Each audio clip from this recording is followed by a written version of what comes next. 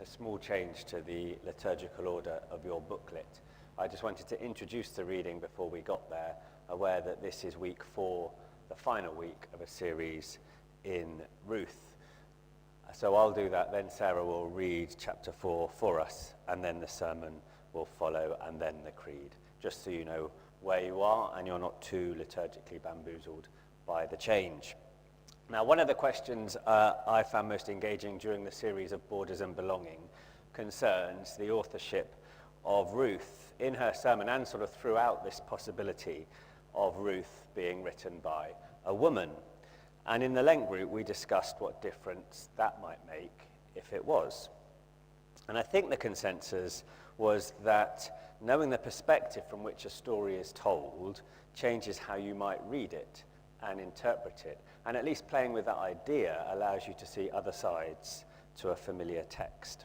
So, imagine my delight at coming across a first-person reflection in the voice of the male hero Boaz in a commentary written by a female scholar, Ellen van Volde. I really like the idea of me reading her, writing about him.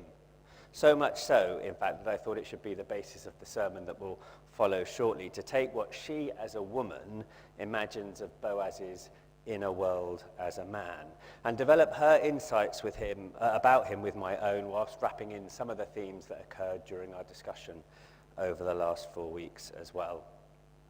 So after the reading, that's what you'll get by way of a sermon, a first-person narrative in the imagined voice of Boaz as he reflects back on the whole story and tries his best to sum up some of the prominent ideas, considerately enough of him, that the group have been discussing these last few weeks. Let's listen to Ruth chapter 4 first.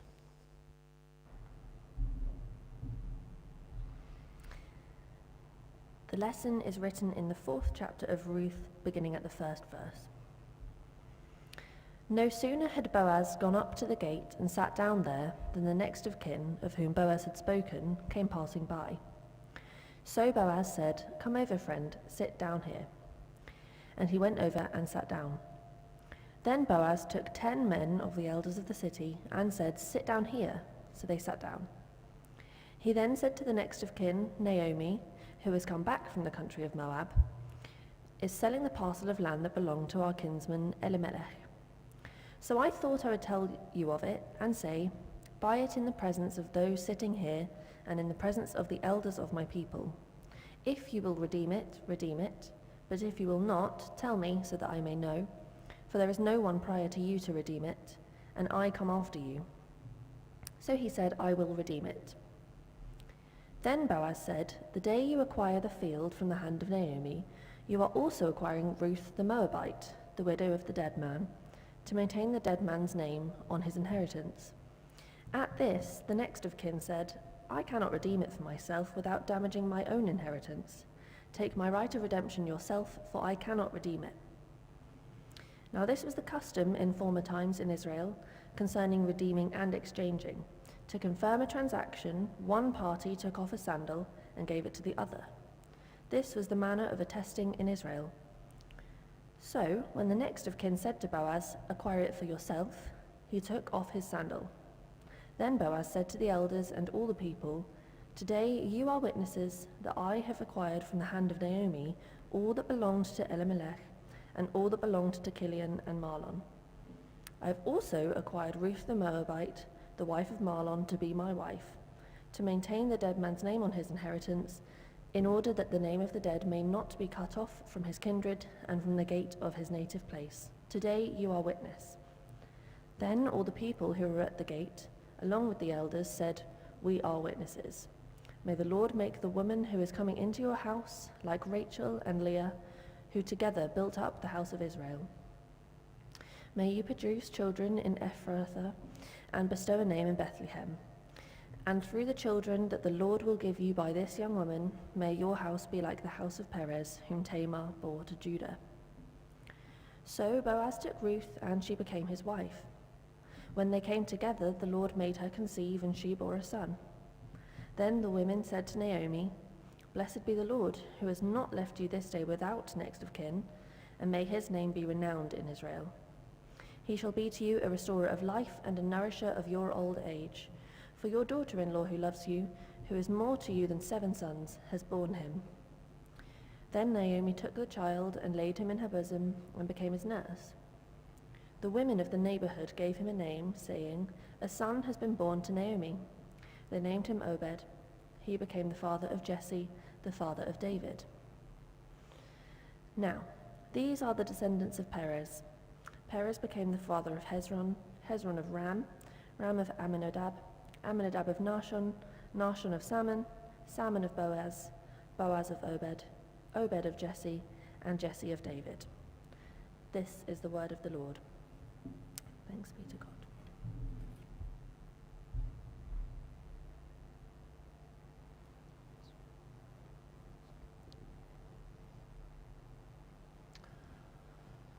I know it would be easy to set me up as a bit of a one-dimensional character, the proverbial male hero of privilege who comes to the rescue of a woman in distress. But read between the lines.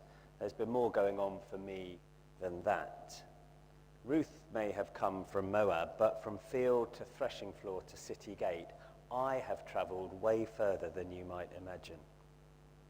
Now, of course, life hasn't treated me badly. I've done all right, haven't I? After all, I have power in a world ruled by men.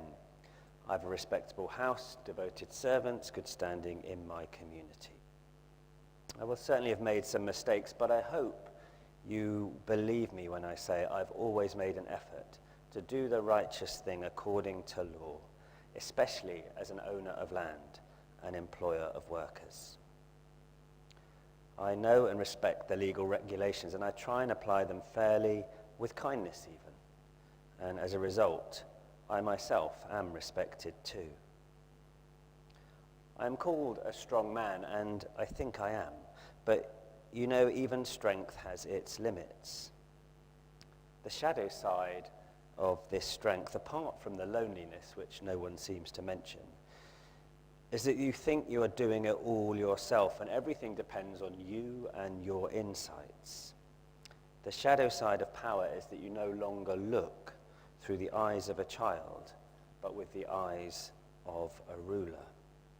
Everything is ordered by your look, everything planned by your order, everything thought of in terms of your own views, even God, who usually serves to confirm or legitimate your own insights.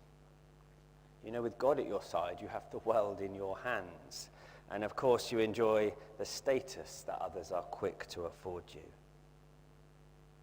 That's the lullaby of power, of knowing what is going on, of plans and strategies. It all sounds so sweet in your ears.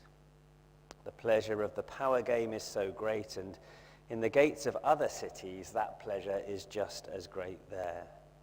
Sometimes this power becomes so important that cities will war with one another over it. That certainly happens if in such a city men have the say who think that their group represents the only true kind of man, pressing their view that others are different, labeling those who are different as other, so that you forget they're human, making it easier to slaughter them like animals in conflict. It may be Gilead or Moab for me. It may be Sarajevo, Baghdad, or Benghazi. It may be Mariupol or Gaza.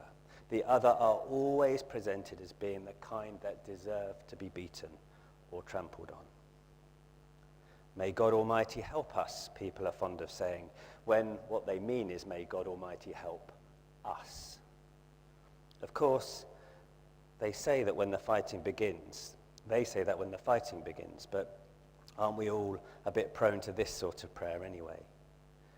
Living life as if it needs to be defended against outsiders, safeguarding our ways and our wealth from contaminating and undeserving others, with God always on our side.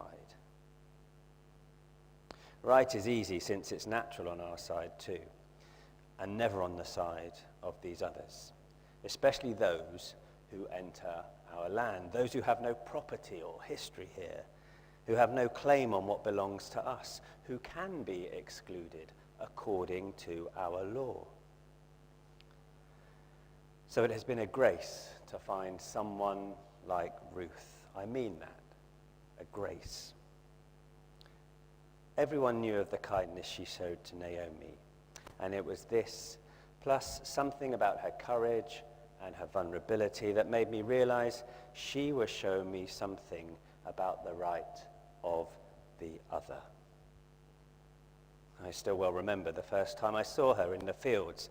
I suppose you'd say she looked foreign. Our language has an attractive word for foreign, someone who catches your eye. Well, you appreciate the irony, I'm sure. I saw her there, yes. I saw her in her otherness, but I didn't see her. I didn't see how she saw. I didn't see with her eyes. Funnily enough, it was the darkness of the threshing floor that made me see clearly. And it was the familiarity and formality of the city gate which gave me the words that I needed next. But would I have noticed her without her obvious kindness? Would I have seen her if she didn't have this to commend her to me? Honestly, I don't know.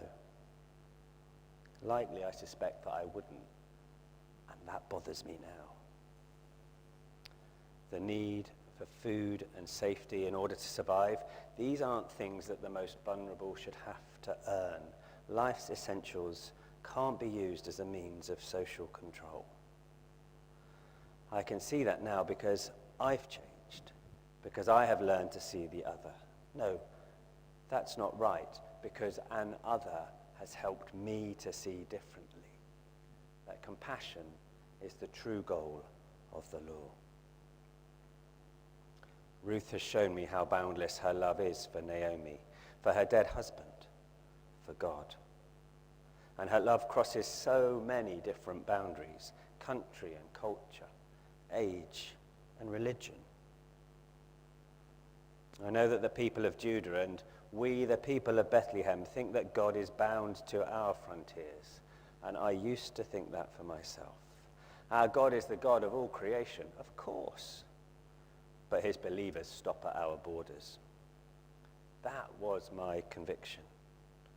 But now I've come to see through Ruth's eyes, I've discovered how short-sighted I've been, as if God is confined by our borders, as if God is limited or approves of our prejudices.